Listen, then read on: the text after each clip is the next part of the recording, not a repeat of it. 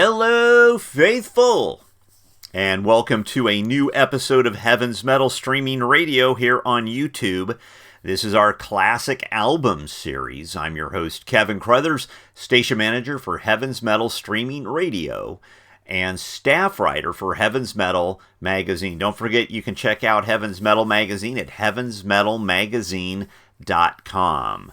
You can find a link in the description below, just like you can find a link to the radio station in the description below. Let's get on with it. We're going to go back to 1992, and of course we're talking about Bride with Snakes in the Playground. This album is a beast of a release. Their biggest selling album by far. Dale had said, this album itself sold almost 10 times as much as their other albums in their catalog, by far. Definitely, this was the second album for Star Song. Their first album, of course, was Kinetic Faith. This was released in, 1991? And both, Snakes and Kinetic Faith have been remastered by our friends over at Girder Records. So you can still obtain copies of that released on vinyl as well. But Snakes in the Playground, so you had the first three Bride records. They are very much a European flavored, traditional, heavy metal. Who do they sound like? They sound like Bride. They don't sound like anybody else. They sound like Bride.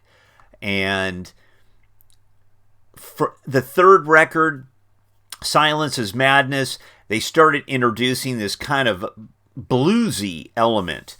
And then the next album was a greatest hits type package with two new songs, End of the Age, had the massive hit Everybody Knows My Name, as well as Same Old Sinner. And then the next album is Kinetic Faith, the first album which was listed as Star Song only. Pure metal pretty much, that imprint was gone at that point.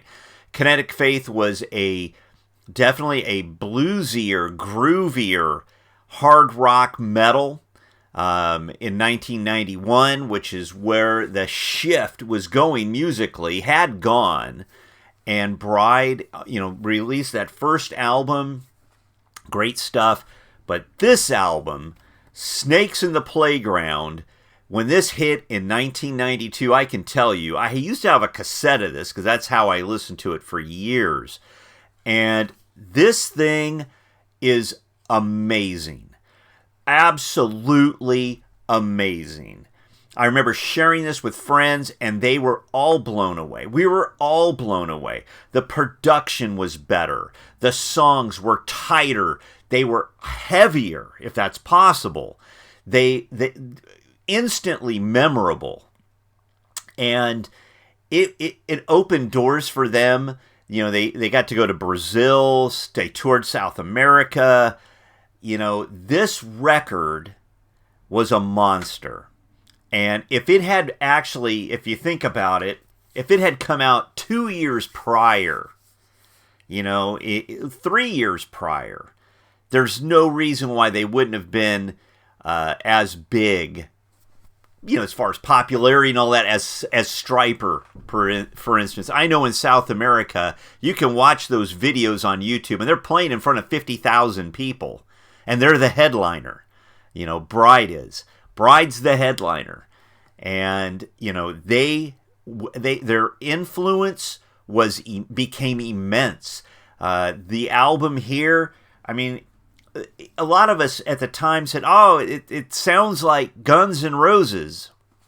No, it doesn't. It really doesn't. It sounds like Bride. I can't emphasize that.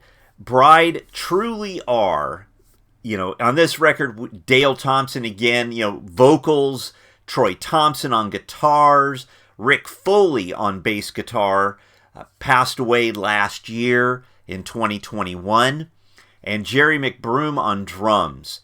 They created we'll call it a hard rock heavy metal masterpiece. It really, on just looking at it that way, this record deserves all the accolades, all of the attention. You know, heavy metal people, we like to say, oh, Live to Die was their best record.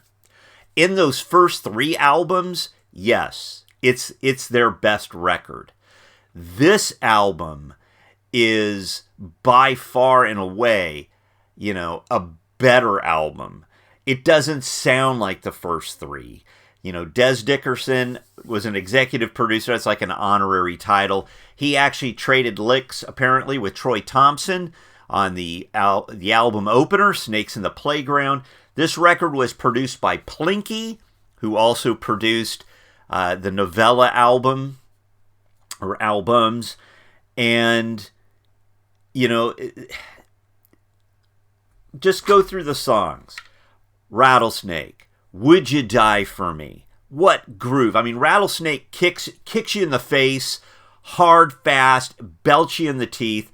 Would You Die For Me kicks into a nasty groove. Absolutely a nasty groove. So heavy, you can hear Rick and Troy's guitar, bass and the guitar. They lock step. It gets ultra heavy. You know, Psychedelic Super Jesus, that groovy early 90s. I mean, it's funky.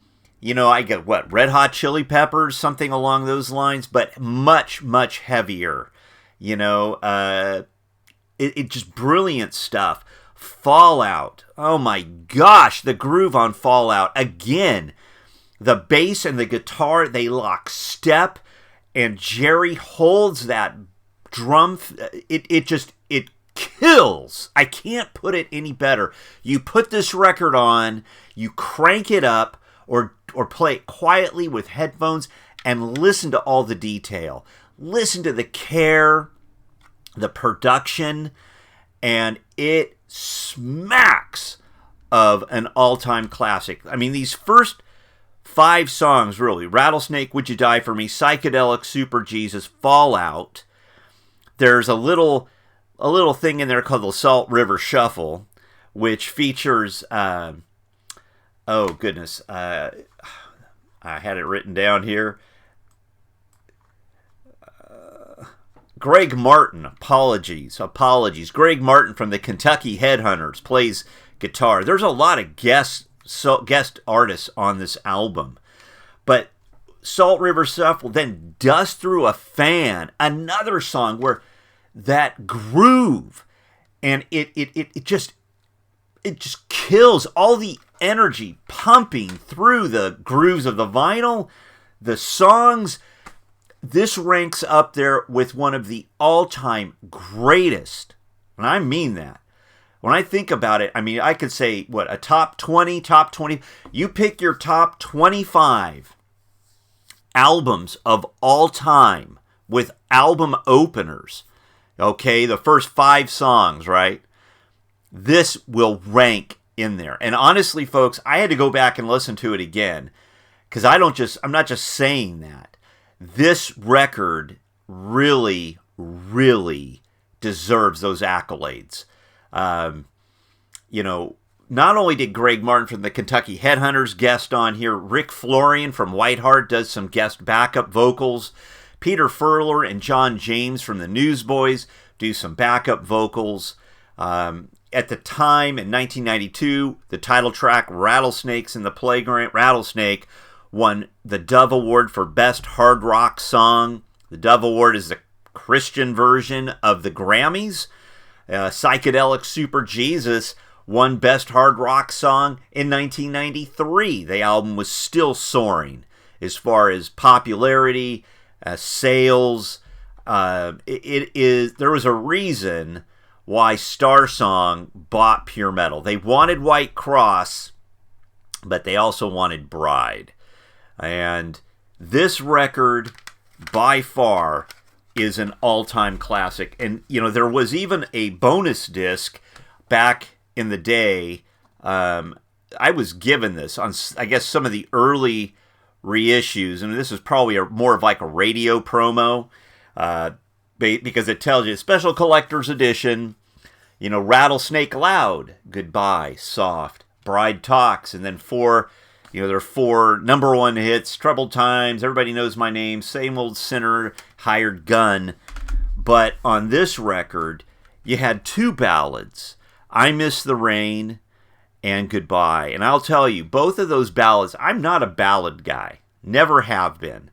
But when I went back through, listened to these songs, I went, wow, what brilliant songs. They're beautiful songs, but they're ballads. Great stuff. Don't Use Me, another good rocker. Picture Perfect, Love, Money, Some Things Never Change. Great driving hard rock. If you don't have Snakes in the Playground in your album collection or in your MP3 whatever, you are truly missing out. Don't go off of just, it's the Guns N' Roses Christian version. It's not. Bride have never been afraid to take risks. They've never been afraid to change direction. By far, they've changed direction many times. And it's to preach the gospel of Christ, but doing it in a way that Dale hits you hard with it, but it also hits you intelligently with it. Give it a whirl if you haven't listened to it in a long time. That's our classic album in review. Until the next video, don't forget to say your prayers, and God bless.